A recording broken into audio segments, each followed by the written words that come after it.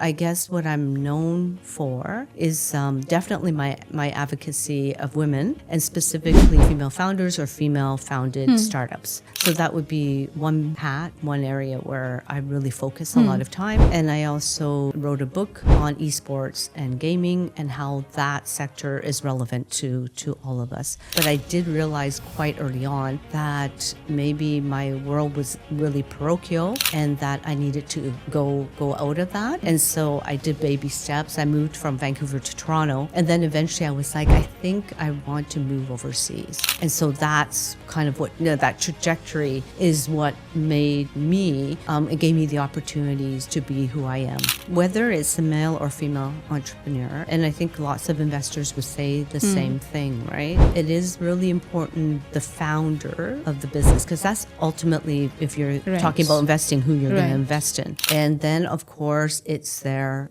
business, their go-to-market strategy. Is that attainable? Is it realistic? And there is also, the numbers are very important, right? There needs to be numbers that make sense. And perhaps if they're talking about a specific addressable market, is that achievable? Can you see scale? Because ultimately, again, especially at the stage that I typically invest in, which is the seed round, the angel round, it's important to see long-term trajectory and growth. So it's definitely the personality of the founder. Can you see them executing on their plan, right? It's one thing to like the individual, but not everyone can see through that entrepreneurial journey. If the idea is amazing, really amazing, but the results or numbers which you have just mentioned is not that great at the initial years. So what is your take on that? Okay, where is the company at now? Is there a minimum viable product? Is there any revenue at all? And it doesn't even have to be revenue. Maybe there's MOUs that have been signed or some sort of agreement that shows that there will be, that there's a validation. Let's just say the company, the